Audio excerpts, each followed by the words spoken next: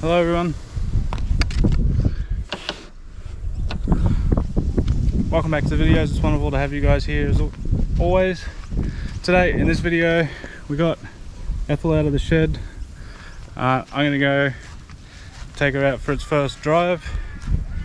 Not going to be a very interesting video. Not going to be a very long video either. I just want to take it for a quick drive, maybe 5 or 10 minutes. And just give her a shakedown, make sure everything's doing what it's supposed to be doing, the trans is working, the temperatures don't get too hot, and yeah, just get a start on working on a bass tune on it, do a few Ks in it, and see how she goes. Figured I'd take you guys along with me for the drive, and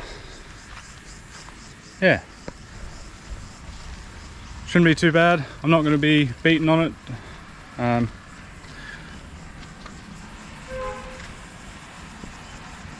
Not just yet. At least not just yet anyway. I just want to see how she's going, getting her ready for the road trip in a couple of weeks. Bring up any bugs that I've got if I have any. Like I think the trans brake signal to the ECU isn't working properly, so I'll have to look into that. But yeah, anyway, I'm gonna go get some fuel in her and we'll go for a quick drive and see what she's like. I'll see you guys once I've got some fuel.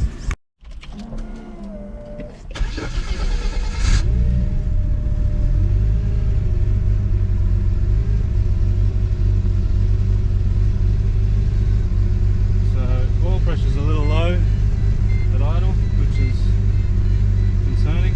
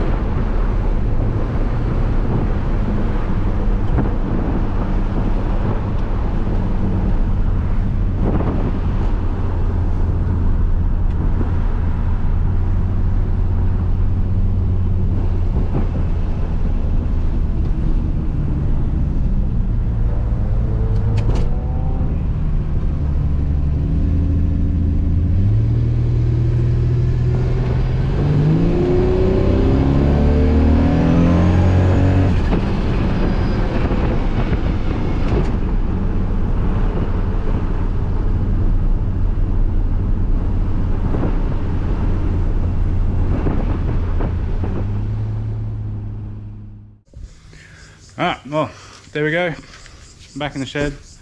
That was Ethel's first drive. So, I mean, I'm pretty happy with the way it drives. A couple of small teething issues, like I still had my no lift to shift activated in the ECU, which is why it had like that limiter for a second when I booted it.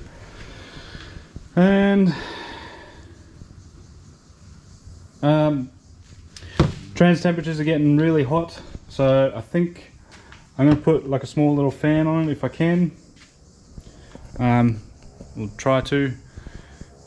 Just to try and I'll just put it on a switch. Just so I can try and keep that transmission nice and cool, or cooler. So I don't kill it, I don't want to hurt it. Very expensive, very cool bit of kit. So I'd like to try and keep it running nice. Just going to be a bit thirsty on the highway, sitting about 3 grand and 100. Is a bit sucky. Oh, excuse me. It's a bit sucky, but it is what it is. Converter might be a little loose.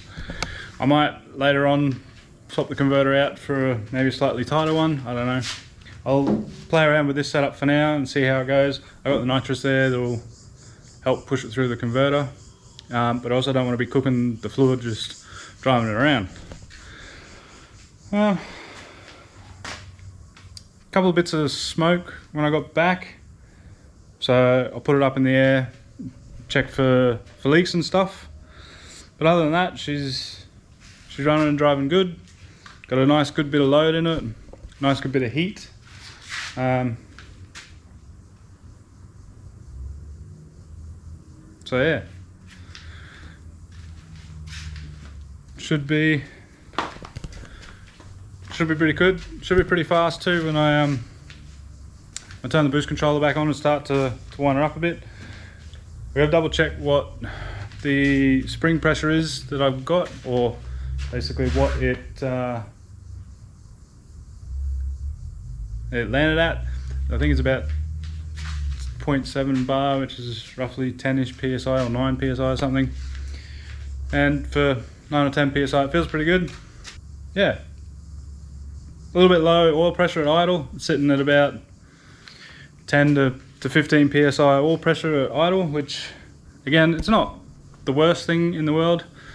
It won't hurt it, but I think I'd like just a little bit more. So it's got 2050 in it now. I got some 1550 there. I'll drop the oil that's in it and put the 1550 in it, just so that way she's got some nice fresh oil. And then what was it? Oh yeah, I'll go and buy a bottle of 2060, and we'll try some 2060 in it after road trip, as long as I don't have any issues while I'm out there. I might even bring it with me just in case I need to do an emergency oil change. Yeah, other than that, she's coming along. I'm pretty happy with it. No stupid issues or anything. I also didn't mention in the start of the video, I managed to come in off camera and I put in some dump tubes for the screamers. I fitted up the trans temperature gauge,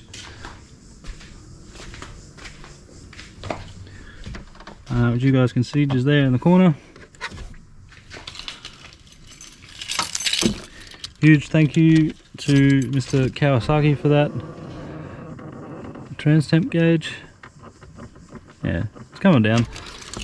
So thank you very much for that, dude. It's muchly appreciated. Working pretty well. Yeah, don't think she's pushing any coolant. I'll wait and check the overflow maybe tomorrow once it's fully cooled down. No strange noises. Ethel's pretty much back, ready to go.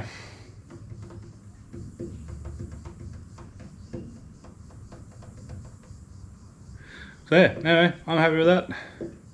Been a good first drive. Now to prep it, get it ready for road trip, and then prep it and get it ready for some other events, and maybe a dyno session if we can make it happen. Anyway, that's going to be it from me in this video, guys. Nothing too crazy, like I said in the beginning. Just a good solid shakedown and bit more of a break in for Ethel. And yeah.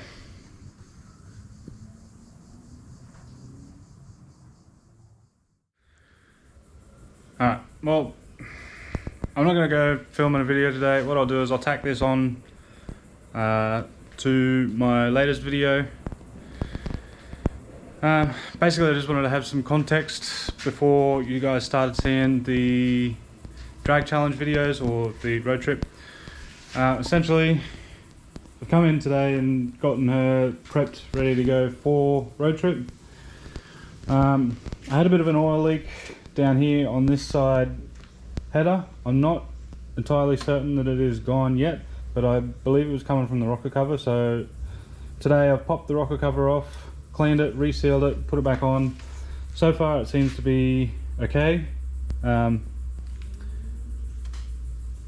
can't see any leaks coming from it yet, but I will take all the gear that I need to take it off, reseal it again if it does become an issue again.